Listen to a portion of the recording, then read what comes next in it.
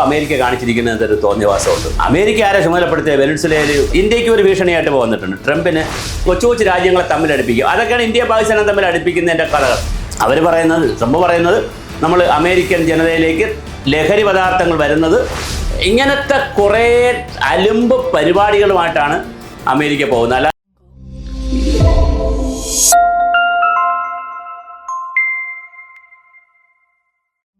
ഈ ട്രംപിൻ്റെ ഒരു പിടിച്ചടക്കം വെനസ്വേല, അവിടുത്തെ പ്രസിഡന്റിനെയും അദ്ദേഹത്തിൻ്റെ വൈഫിനെയും കീഴടക്കി അവരെ ബന്ദിയാക്കി നാട് കടത്തി കളഞ്ഞോടുന്നു. ചില സ്ഥലങ്ങളിൽ നിന്ന് അത് പ്രശംസ വരുന്നുണ്ട്, ചില സ്ഥലത്ത് നിന്ന് പ്രതിഷേധവും വരുന്നുണ്ട്. മയക്കുമരുന്നിൻ്റെ ഒരു അതിരൂക്ഷമായ ഒരു സന്ദർഭത്തിലാണ് അവിടെ അത് അധികമായി അവിടെ വ്യവസായം നടത്തുന്നു എന്ന് പറഞ്ഞുകൊണ്ടാണ് ട്രംപ് ഇത് കീഴടക്കിയത്. സത്യത്തിൽ ഇതിൻ്റെ സത്യാവസ്ഥ എന്താണ്? രണ്ട് വിഷയങ്ങളാണ്. കേരളത്തിൽ CPM-ൻ്റെ കുറേ ആളുകൾ DYFIക്കാരും ബഹളം ഉണ്ടാക്കുന്നുണ്ട്. അതിനകത്ത് കാര്യമില്ല. കാരണം ബംഗ്ലാദേശിൽ എന്തുമാത്രം ഹിന്ദുക്കളെയാണ് കൊല്ലുന്നത്, എന്തോരം കാര്യം നടക്കുന്നത്. ഇവിടെ വല്ല സമരം നടക്കുന്നുണ്ട്. പഹൽഗാമിൽ 26 പേരെ പച്ചയ്ക്ക് വെടിവെച്ച് കൊന്നു. ഇവിടെ ആരെങ്കിലും സമരം ചെയ്തോ? ഇല്ല. ഇവിടെ കേരളത്തിൽ കാണിക്കുന്ന ഇതൊക്കെ വൺ സൈഡഡാണ്. അതേസമയം അത് കാര്യമില്ല, ചുമ്മാ പറയുന്നതിനകത്ത് കാര്യമില്ല. അവർ വൺ സൈഡ് നോക്കി അമേരിക്കൻ സാമ്രാജ്യത്വം എന്നൊക്കെ പറഞ്ഞ് ബഹളം ഉണ്ടാക്കുന്നതാണ്. അത് പണ്ടും അമേരിക്കൻ സാമ്രാജ്യത്വം തുലയട്ടെ എന്നൊക്കെ പറഞ്ഞുകൊണ്ട് വേണ്ട ബഹളം കാണിക്കുകയും അമേരിക്കയിൽ പോയി നമ്മൾ ചികിത്സിക്കും, അമേരിക്കയിൽ പോയി നമ്മൾ എല്ലാ കാര്യം ചെയ്യും. അതൊക്കെ അതൊരു ഉടായ്പാണ്. അതിനകത്ത് നമുക്ക് താല്പര്യമില്ല. അല്ലാതെ നോക്കുമ്പോൾ അമേരിക്ക കാണിച്ചിരിക്കുന്നത് ഒരു തോന്നിയവാസമുണ്ട്. അമേരിക്ക ആരെ ചുമതലപ്പെടുത്തിയ വെനസ്വേലയിൽ പിന്നെ അവിടെ മയക്കുമരുന്നുണ്ടെങ്കിൽ അത് കണ്ടുപിടിക്കേണ്ട ജോലി അമേരിക്കയുടെ ജോലിയല്ലല്ലോ. പക്ഷേ യഥാർത്ഥ വിഷയം എണ്ണയാണ് ഒരു പ്രധാനപ്പെട്ട വിഷയം. അവിടെ വെനസ്വേലയിൽ നിന്ന് ധാരാളം എന്തെടുക്കാൻ സാധ്യതയുണ്ട്? ഈ പെട്രോളിയം ഉൽപ്പന്നങ്ങൾ ധാരാളം എടുക്കാനുള്ള, അപ്പോൾ അത് കൈക്കലാക്കി വയ്ക്കാനുള്ള ഒരു ശ്രമത്തിൻ്റെയും കൂടെ ഭാഗമാണ് ഈ പരിപാടി തുടങ്ങിയിരിക്കുന്നത്.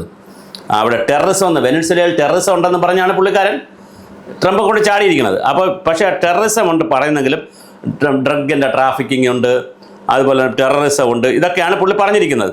പക്ഷെ പറഞ്ഞിട്ടുണ്ടെങ്കിലും ഒരു പ്രശ്നമുള്ളത് പിന്നെ അവിടെ ലാറ്റിൻ അമേരിക്കൻ ബന്ധങ്ങളുമായിട്ട് നോക്കുമ്പോൾ നമുക്ക് 20-ാം നൂറ്റാണ്ട് മുതൽ ഈ പ്രശ്നം, 20-ാം നൂറ്റാണ്ടിൻ്റെ ആദ്യ തുടക്കം മുതൽ തന്നെ ഇതുപോലത്തെ അവർ തമ്മിലുള്ള വലിയ പ്രശ്നങ്ങളുണ്ട്. ഈ വെനസ്വേലയും ഇതും തമ്മിലുണ്ട്. അതിലേക്ക് മദുറോ എന്ന് പറയുന്ന വെനസ്വേലയുടെ ഭരണാധികാരിയാണ് ഇവരിപ്പോൾ, ഭാര്യയൊക്കെയാണ് ഇവർ തടങ്കലാക്കി വെച്ചിരിക്കുന്നത്. പക്ഷെ അത് വളരെ ഗൗരവതരമായൊരു വിഷയമാണ്. ട്രംപിനെ സംബന്ധിച്ചിടത്തോളം ട്രംപ് ഇന്ത്യക്ക് ഒരു ഭീഷണിയായിട്ട് വന്നിട്ടുണ്ട്. ട്രംപിന് ആദ്യം സമാധാനത്തിൻ്റെ നോബൽ സമ്മാനം വേണമെന്ന് പറഞ്ഞ് ആശാൻ കുറേ ഓടി.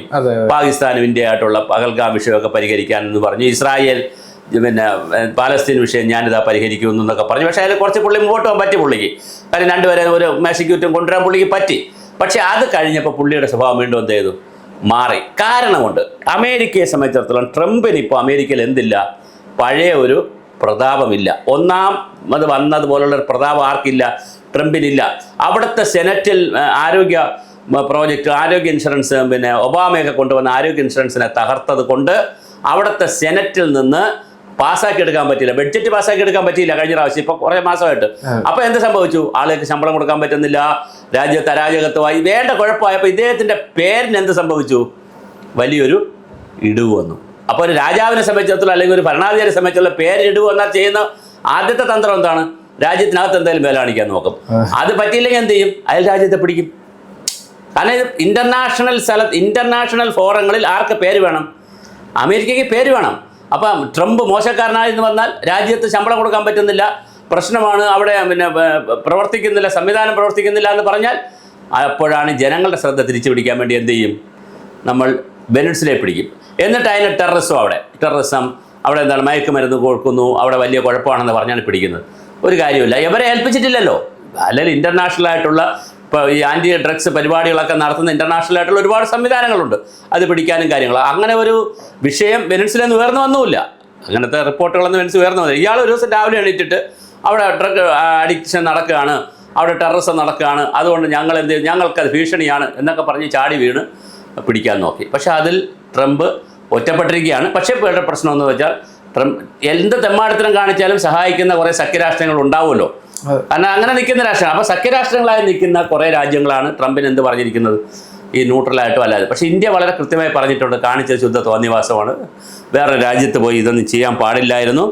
അതുപോലെ തന്നെ നിക്കോളാസ് മാദുരോയും പിന്നെ അവരുടെ വൈഫിനെയൊക്കെ കൂടെ പിടിച്ചുകൊണ്ട് പോയത് ഒരിക്കലും ശരിയല്ല എന്നൊരു കാഴ്ചപ്പാടാണ് നമ്മുടെ അടുത്ത്. അതിന് അമേരിക്കൻ ജനത തന്നെ അവർ പറയുന്നത്, ട്രംപ് പറയുന്നത്, നമ്മൾ അമേരിക്കൻ ജനതയിലേക്ക് ലഹരി പദാർത്ഥങ്ങൾ വരുന്നത് പെനിൻസുലയിൽ നിന്നാണ്. അപ്പോൾ ആ വരുന്നതിനെ അവിടെ റൂട്ടിൽ പോയി അടിച്ചാൽ പിന്നെ വരില്ലല്ലോ. നമ്മുടെ രാജ്യത്തിന് പിടിക്കുന്നതിനേക്കാൾ നല്ലത് അവിടെ പോയി തന്നെ അടിക്കാം എന്നാണ് പറയുന്ന ന്യായം. പക്ഷെ അതൊരു ഒന്നൊന്നര ന്യായമായിപ്പോയി. അത് അത്ര വലിയൊരു നമുക്ക് വിശ്വസിക്കാൻ കഴിയുന്നൊരു ന്യായമല്ലത്. അതുകൊണ്ട് പെനിൻസുലെ വിടേണ്ടതാണ്. പക്ഷേ ഒരു കാര്യം നമ്മൾ മനസ്സിലാക്കിയിരിക്കേണ്ടത്, ശരത് മനസ്സിലാക്കേണ്ടത്, അമേരിക്കയും ബ്രിട്ടനും ഒരു കാലഘട്ടം മുഴുവൻ ബ്രിട്ടൻ്റെ ജോലി കോളനിവൽക്കരണം തന്നെയായിരുന്നു. ഇന്ത്യയിൽ വരിക, ദക്ഷിണാഫ്രിക്കയിൽ പോവുക, എവിടെ സ്വത്ത് എവിടെയുണ്ടോ അവിടെ പോയി കോളനിയാക്കി ആ സ്വത്ത് അടിച്ചുകൊണ്ട് പോകുന്നതായിരുന്നു ഒരു കാലഘട്ടത്തിൽ യൂറോപ്യന്മാരെ പണി. ആ പണി ആര് മതിയാക്കി? അവർ മതിയാക്കി. പല കാരണങ്ങളും മതി. രണ്ടാം ലോകമഹായുദ്ധം കഴിഞ്ഞപ്പോൾ ഐക്യരാഷ്ട്രസഭയൊക്കെ വന്നു, അവർക്ക് പിന്നെ പറ്റാതായി. മാത്രമല്ല എല്ലാ രാജ്യങ്ങളുടെ കയ്യിലും പീരങ്കിയും വെടിയും മിസൈലും പിന്നെ ഡ്രോണും ഒക്കെ എല്ലാ രാജ്യങ്ങളുടെ കയ്യിലായി. അതുകൊണ്ട് അതിന് പറ്റത്തില്ല. അപ്പോഴാണ് അമേരിക്ക അടുത്ത പണിയായിട്ട് വരുന്നത്.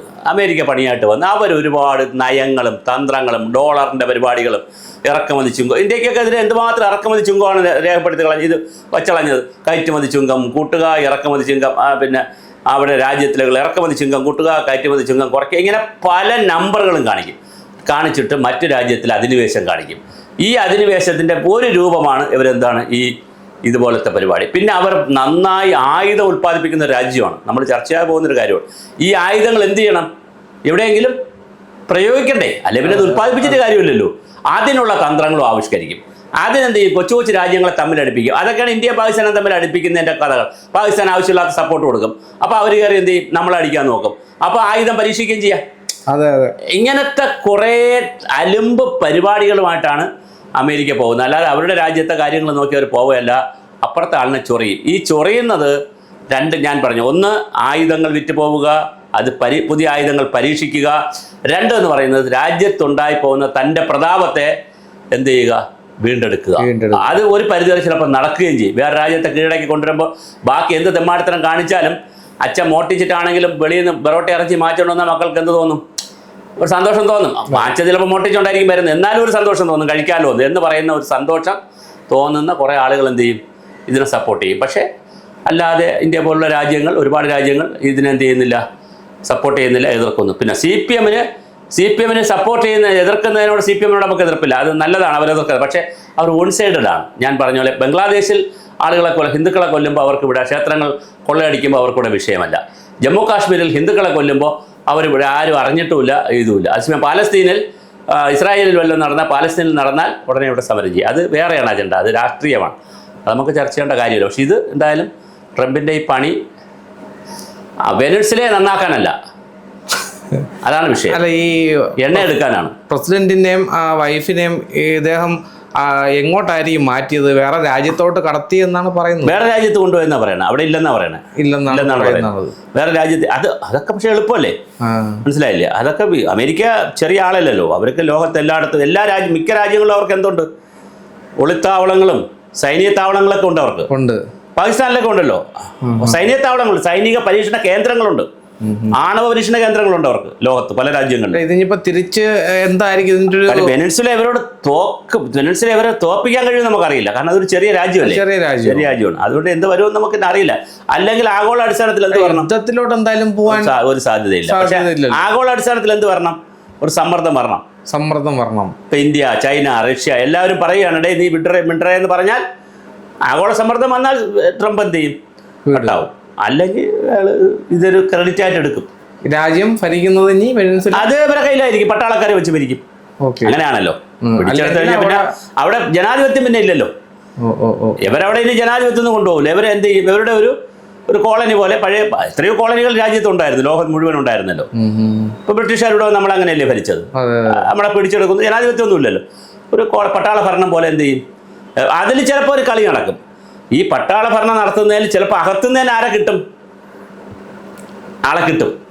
അങ്ങനെ ഒരു ഗുണമുണ്ട്. പട്ടാള മേധാവികൾ അവരവരൊക്കെ ചിലപ്പോൾ എന്ത് ചെയ്ത് കളയും? കാല് മാറും. ഞങ്ങൾ നിങ്ങളോട് ഉണ്ടെന്ന് പറയും, ഭരിക്കാൻ വേണ്ടി. അങ്ങനെ എത്ര സംഭവങ്ങൾ ഉണ്ടാവുന്നുണ്ട്. പാകിസ്ഥാനിൽ നടക്കുന്ന, ഇന്ത്യയിലും പണ്ട് എത്ര നാട്ടുരാജ്യങ്ങൾ ആരെ കൂടെ ഉണ്ടായിരുന്നു? ബ്രിട്ടീഷുകാരോടെ നിന്നല്ലോ. പല നാട്ടുരാജ്യങ്ങൾ ബ്രിട്ടീഷുകാരെ കൂടെ നിന്നിട്ടല്ലേ ബാക്കിയുള്ളവരെ അടിച്ചത് ഇവിടെ. അതുപോലെ അത് സംഭവിക്കാം. അപ്പോൾ ഒന്നുകിൽ ആഭ്യന്തരമായിട്ട് ആളുകളെ എടുത്തവർ ചെയ്യാം, അല്ലെങ്കിൽ അവരുടെ സംവിധാനത്തിലേക്ക് അവർ ചെയ്യാം. അത് രണ്ടായാലും നടക്കാൻ. കാരണം ഇപ്പോൾ അമേരിക്കയ്ക്ക് ഒരു അപ്പർ ഹാൻഡ് ഉണ്ട്. പക്ഷേ ആഗോള അടിസ്ഥാനത്തിൽ അമേരിക്ക എന്ത് ചെയ്തുകൊണ്ടിരിക്കുകയാണ്? ഒരു ഒറ്റപ്പെടലിലേക്ക് പോവുകയാണ്. അതിന് എങ്ങനെ വരുമെന്ന് നമുക്ക് അറിയത്തില്ല. അതിന് വരും ദിവസങ്ങളിലേ നമുക്ക് പറയാൻ പറ്റുള്ളൂ.